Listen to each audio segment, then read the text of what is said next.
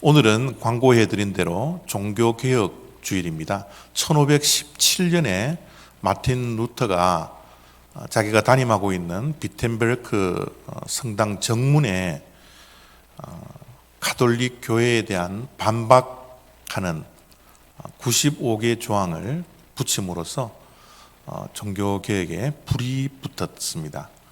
그날을 기념해서 지금 개신교회는 10월 마지막 주일을 종교개혁 주일로 섬기고 있습니다.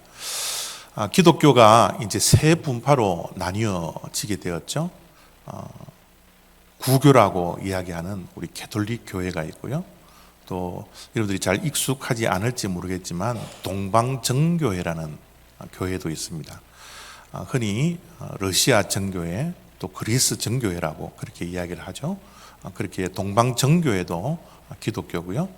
우리 개신교, 장로교, 침례교, 감리교 같은 그런 교회를 우리는 개신교회라 그럽니다. 루터가 종교 개혁을 함으로써 개신교회가 이제 탄생이 되었죠. 그래서 어쩌면 종교 개혁 주일이 개신교회의 생일과 같은 그런 뜻깊은 날이다 그렇게 생각을 하시면 됩니다. 왜 그 당시에 종교개혁을 일으킬 수밖에 없었을까? 왜 그때 종교개혁이 필요했을까? 우리가 생각을 할 수 있는데 단 한마디로 종교개혁을 왜 했나 그러면 교회의 부패와 타락이었습니다.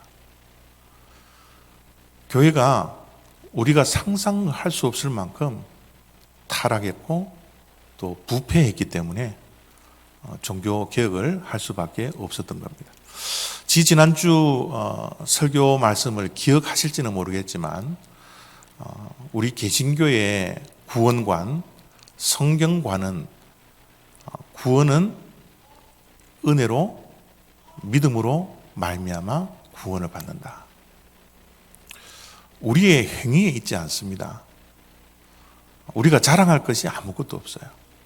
그냥 공짜 선물로 하나님의 은혜로 우리가 믿음으로 우리가 구원을 받았다라는 것이 성경의 가르침이고 또 우리의 분명한 구원관입니다. 그런데 가톨릭 교회에서는 그렇게 가르치지 않았어요. 믿음만으로 부족하다. 믿음만으로 구원받지 못한다. 우리에게는 선행이 있어야 된다. 그렇게 구원을 가르쳤습니다. 이뿐만 아니라 그 당시에 교회가 얼마나 부패하고 타락했나 그러면 구원을 믿음과 선행으로도 안 되고 돈으로 사야 합니다. 그래서 면죄부를 팔기 시작했습니다. 면죄부를 사야지만이 우리는 죄를 용서함 받고 구원을 받을 수 있습니다. 이것도 모자라 우리 앞에 돌아가신 부모님들이 연옥이라는 데 갇혀서 머물고 있으니 자식들이 이 땅에서 교회에 헌금을 하고 면죄부를 사면 부모들도 구원을 받을 수 있습니다. 라고 부모의 구원을 위해서 헌금을 교회에서 강요를 하기 시작했습니다. 그렇게 가르쳤습니다.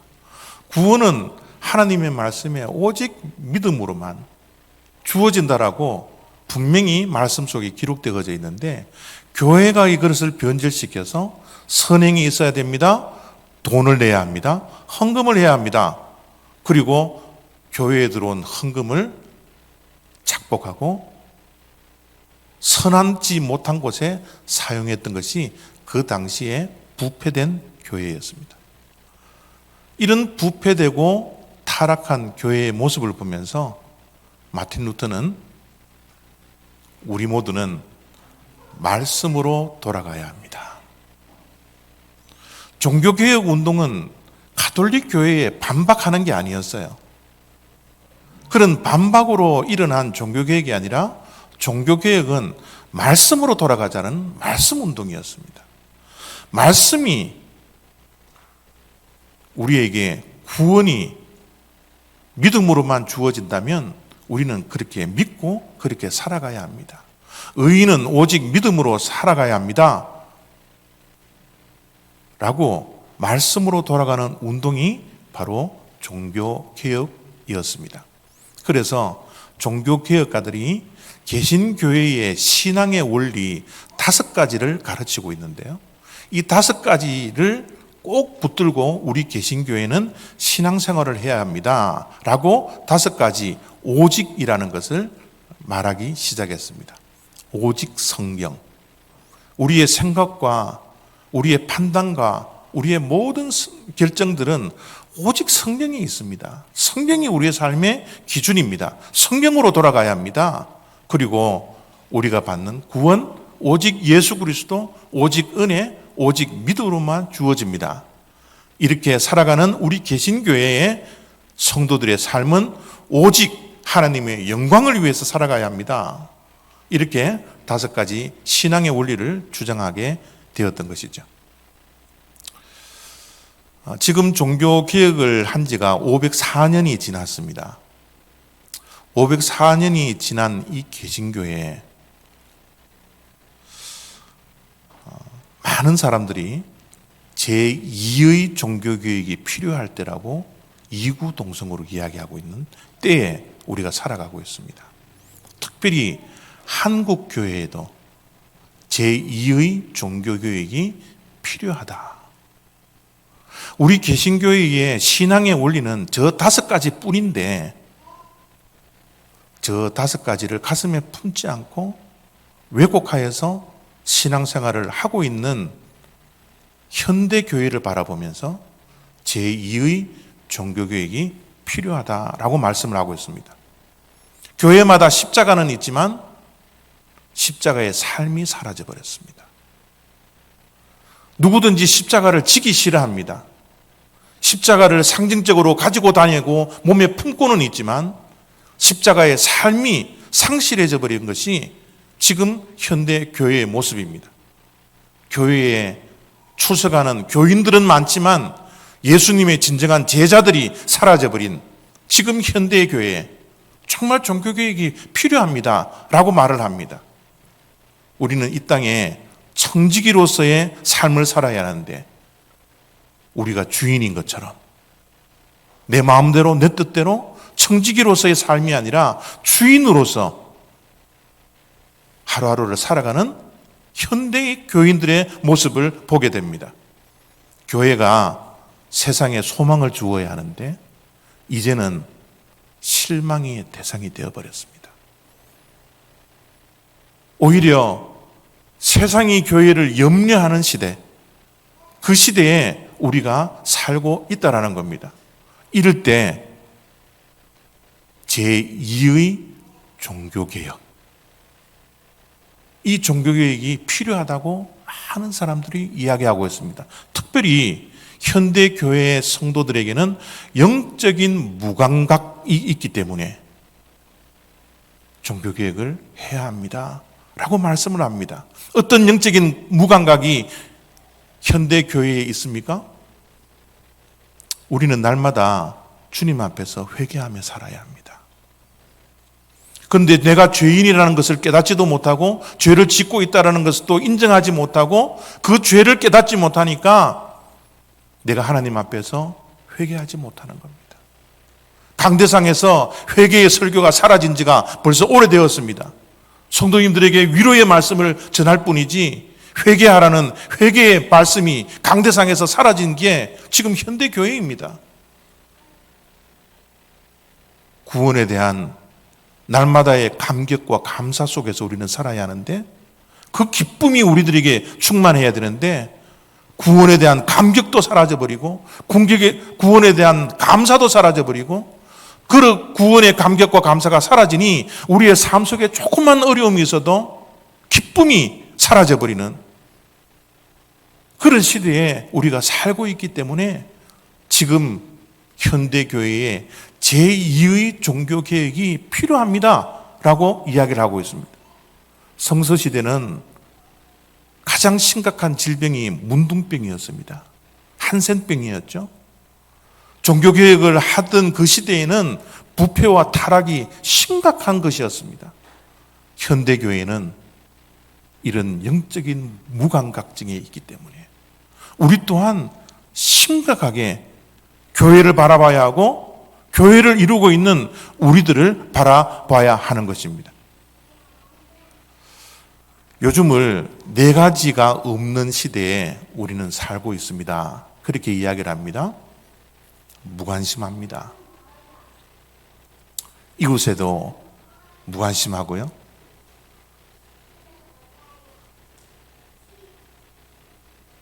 또 우리가 가져야 할 예배와 신앙에도 무관심하고요.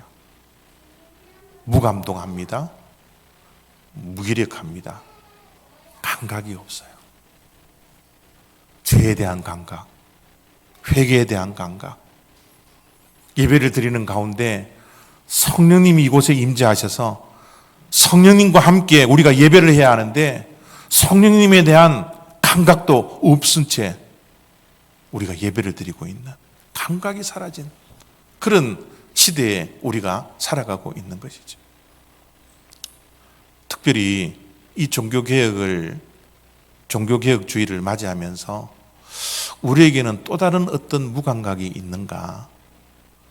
오늘 말씀을 통해서 우리의 무감각을 다시 한번 살펴보고 성찰하여서 우리의 무감각이 회복될 수 있는 그런 시간 되어지기를 바랍니다. 5절입니다. 우리를 구원하시되 우리가 행한 바 의로운 행위로 말미암지 아니하고 오직 그의 긍휼하심을 따라 중생의 씻음과 성령의 새롭게 하심으로 하셨나니. 여러분, 우리 구원에 정말 특별한 특징이 있어요.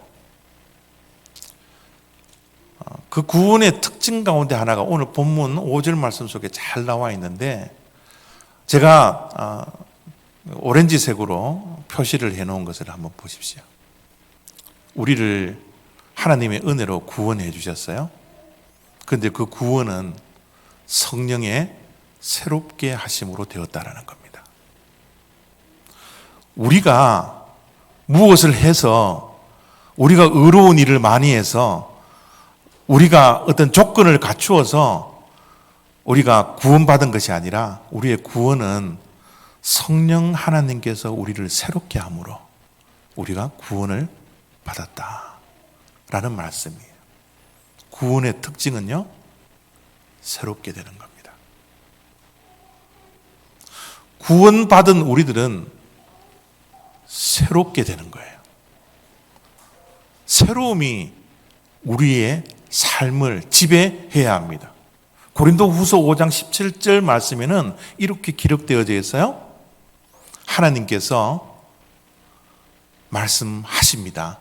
그런즉 누구든지 그리스도 안에 있으면 새로운 피조물이라 이전 것은 지나갔으니 보라 새 것이 되었도다. 구원받은 자는 새로운 피조물이라는 거예요. 성령의 새롭게 하심으로 우리는 새로운 피조물이 되었다라는 겁니다. 저와 여러분들은 새로운 피조물입니다. 새롭게 된 사람들입니다. 그래서 구원받은 자들의 특징 가운데 특징은 날마다 새로워져야 된다는 거예요. 저와 여러분들이 날마다 새로워져야 합니다. 날마다 우리는 부흥을 꿈꿔야 합니다.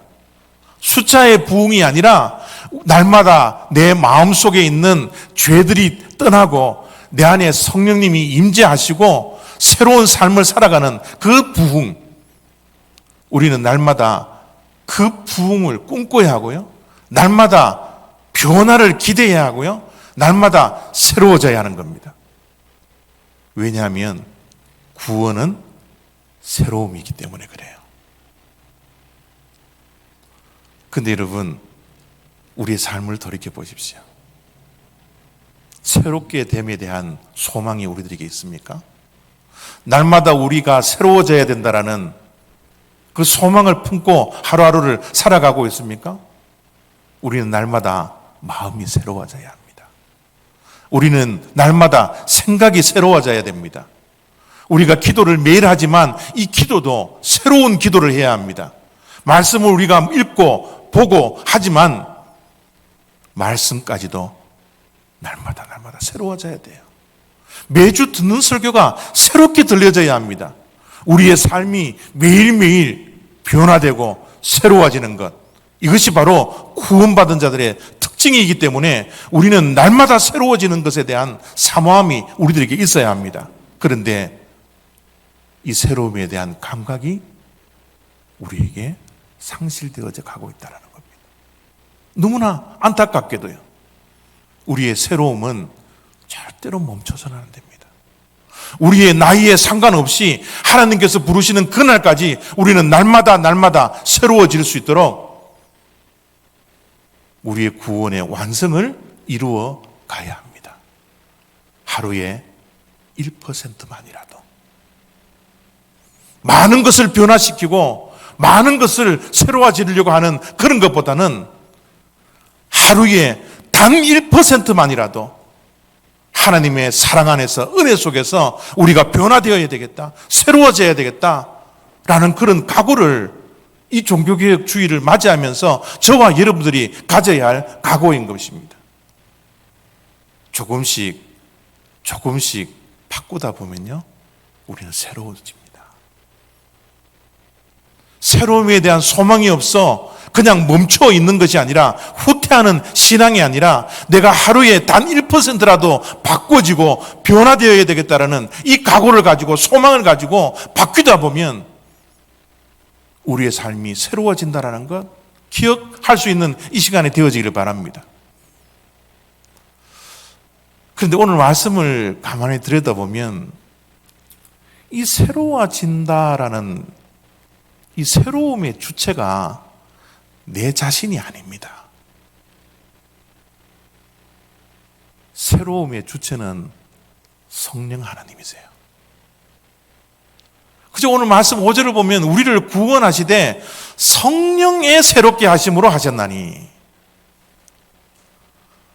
여러분, 하루에 1% 새롭게 되고 변화되겠다라는 각오, 우리는 반드시 해야 합니다. 그런 소망을 가져야 합니다. 그런데 그 변화의 주체가 내가 되어서는 안 돼요. 우리의 신앙의 주체는 내가 아닙니다. 성령 하나님이에요. 구원도 내가 이루는 게 아닙니다. 성령 하나님께서 은혜로 주시는 거예요. 구원의 완성을 이루어가는 모든 인생의 발걸음도 내 의지로, 내 열심으로, 내 신앙으로 하는 게 아니라 성령 하나님께서 하실 수 있도록 내 자신을 성령님에게 자리를 비워드리는 겁니다. 이것이 신앙생활입니다. 내 의지로 새롭게 된다라고 각오는 하지만 내 의지대로라 하면 작심삼일일 뿐이에요. 우리는 성령님에게 모든 것을 내어드려야 합니다. 내 자신을 포기하며 내 자신을 비우며 성령 하나님께서 내 삶의 주인이 될 수 있도록, 새롭게 됨의 주체가 될 수 있도록 성령 하나님께 내 자신을 맡겨드리는 것, 이것이 신앙생활입니다. 우리의 지금 예배드리는 것도 내가 예배드리는 것이 아니라 성령 하나님께서 내 심령 속에 임재하시고 충만해져서 예배를 드릴 수 있는 그런 예배자가 될 때 우리는 구원의 완성을 위에서 한 걸음 한 걸음 걸어가는 주님의 백성들이 되어질 수 있다는 거죠. 우리는 성령 하나님께 얼마나 무감각합니까? 성령 하나님에 대해서 얼마나 무관심합니까? 이 시대에 우리를 기억하고 우리를 날마다 새롭게 하는 그 소망을 가지고 성령 하나님이 내 인생을 지배할 수 있도록, 성령 하나님이 내 가정을 지배할 수 있도록, 성령 하나님께서 날마다 나를 새롭게 하실 수 있도록 우리의 모든 영적인 감각을 주님께 내어드리는 그런 결단들이 오늘 저와 여러분들에게 있어야 되는 것입니다. 우리는 날마다 새로워져야 되는데요, 그냥 새로워지는 것이 우리의 목적이 아니라 새로워지는 목적도 분명히 있습니다. 하나님께서 우리를 구원해 주셨는데 구원으로 만족하는 것이 아니라 왜 하나님께서 구원을 해 주셔서 무엇을 이루어 가시려고 하시는 것인지 그 목적과 그 목표를 발견하는 것이 너무너무 중요합니다.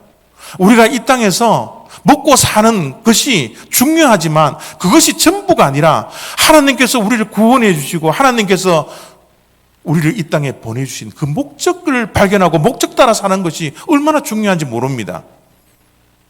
우리가 날마다 새롭게 되어야 하는데 그 새롭게 됨의 목표가 무엇일까요?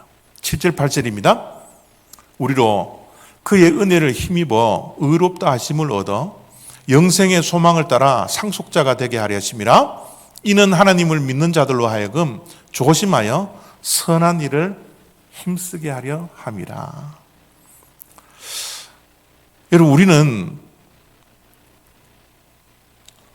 아무것도 자랑할 게 없습니다.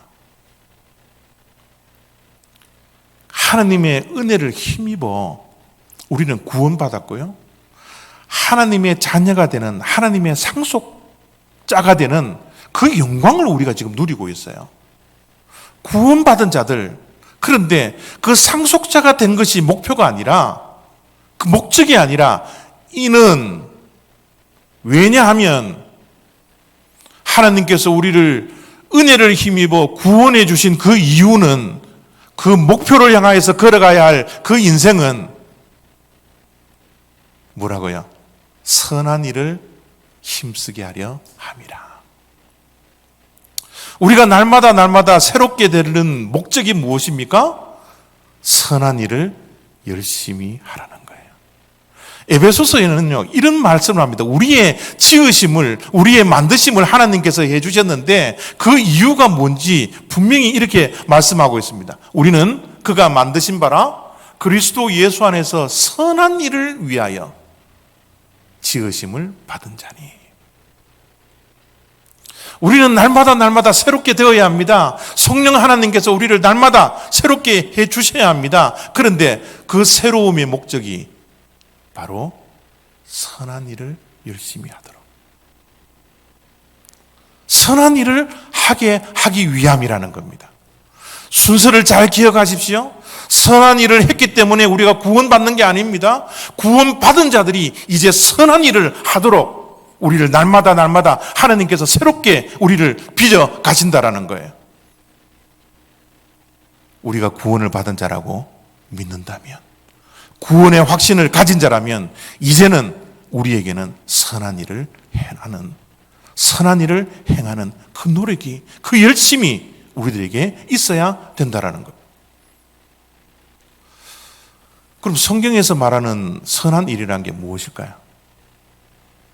우리가 구원받은 게 목적이 아니고, 또 날마다 새롭게 되는 것이 목적이 아니고, 구원받은 자들, 날마다 새롭게 되는 그 자들이 선한 일을 열심히 해야 되는데, 힘써야 하는데, 그 선한 일이라는 것이 과연 무엇일까요? 그 선한 일은 베푸는 삶입니다. 은혜를 우리가 받았으니 이제는 그 은혜를 내가 간직하고 쥐고 있는 것이 아니라 은혜를 나누고 베푸는 삶이요. 여러분, 우리 신앙은요, 처음도 하나님의 은혜로 시작되지만 마지막도 하나님의 은혜로 끝납니다.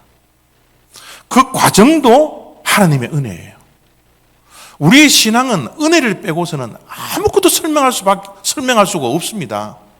우리의 모든 인생의 발걸음 한 걸음이 다 하나님의 은혜입니다. 그래서 우리의 고백이 뭡니까? 모든 것이 주의 은혜라.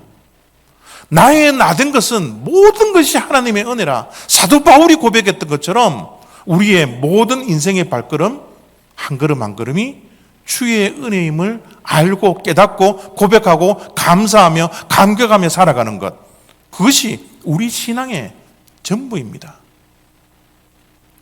은혜라는 것은 너그러움이에요.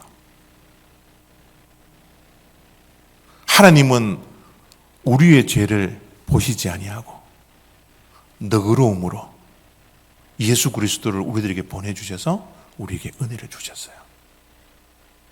우리 신앙인들은 너그러운 삶을 살아야 합니다. 여유로움을 가지고 살아야 합니다.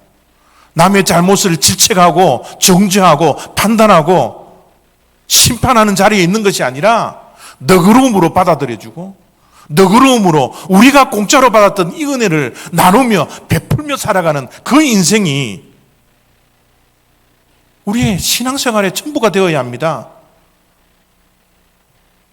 우리는 율법에 갇혀 있는 것이 아니라 은혜 속에서 은혜를 베푸며 나누며 살아가는 인생. 그래서 우리의 마음이 좀 더 여유롭고 좀 더 너그러운 그런 삶을 살아가는 은혜의 삶. 그것이 바로 날마다 새롭게 되는 일이며 그 새로움의 목적인 선한 일을 하는 것이라는 거예요. 인터넷에 이런 글이 있더라고요. 제가 읽어드립니다. 거저 받은 은혜 아닙니까?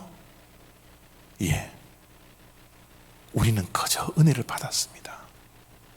이 자리에 앉아 있는 것, 내가 잘나서 앉아 있는 거 아닙니다. 우리는 거저 공짜 선물로 이 자리에 받은 거예요. 그렇다면 우리가 공짜로 받았으니 우리가 뭐를 해야 합니까? 웃음이라도 베풀며 살자라는 거예요. 이 각박한 시대에, 이 험난한 시대에 한숨, 깊은 한숨을 쉴 수밖에 없는 이 시대에 우리 믿는 자들, 은혜를 공짜로 받은 우리들, 주변 사람들에게 우리의 웃음이라도 베풀며 우리의 미소라도 베풀며 이 세상을 즐겁게 하며 웃음을 남겨주는 그런 주님의 백성들, 그런 새로운 삶들을 날마다 살아가는 것이 구원받은 자들의 삶이라는 겁니다. 조그마한 어려움이 있어서 걸려 넘어져서 짜증내고 화내고 심판하고 정죄하고 손가락질하며 그런 각박한 시대에 살지 말고 좀 여유롭게, 우리가 영혼을 가진 자들인데 기쁨으로 웃음으로 베풀며 살자. 웃음이 돌아와 우리에게 복이 되는 겁니다. 베푸는 자가 결국은 잘 되는 것입니다. 우리 믿는 자는 선한 일을 해야 합니다. 그 선한 일은 다른 것이 아닙니다. 우리가 받았던 은혜를 고스란히 베풀고 나누는 그 삶이야말로 우리가 지금 개혁해야 할, 변화되어야 할, 새로워져야 할 우리의 신앙의 모습이라는 것을 기억해야 합니다. 종교개혁의 다섯 번째 신앙의 원리가 오직 하나님께 영광이었습니다. 여러분, 하나님께 영광이라고 해서 큰 거를 생각하지 마십시오. 하나님께 영광은 우리의 일상생활 속에서도 얼마든지 하나님의 영광을 위해서 살아갈 수 있습니다. 먹을 때도 마실 때도 하나님의 영광을 위해서 살아갈 수 있습니다. 지금 앉아있는 이 자리에도 우리가 하나님께 얼마든지 영광 돌려드릴 수 있습니다. 하나님께 영광 돌려드리는 일, 그 일이 바로 선한 일입니다. 이 선한 일을 위해서 우리가 하루에 1%라도 새롭게 되고 변화되어서 우리의 삶이 이제 너그럽고 여유롭게 이웃들을 향하여서 웃음이라도 베풀 수 있는 그런 자리에 있는 것, 그것이 바로 하나님께 영광 돌려드리는 일이 우리가 변화되어야 할, 개혁되어져야 할 그런 삶이라는 것, 오늘 이 아침에 꼭 기억하시고 하나님께 영광 올려드리는 우리의 삶의 목표를 맞추어서 그 일을 위해서 날마다 1%만이라도 새로워지는 그런 귀한 역사가 저와 여러분들의 일주일 삶 가운데 있어지기를 원합니다. 기도하겠습니다.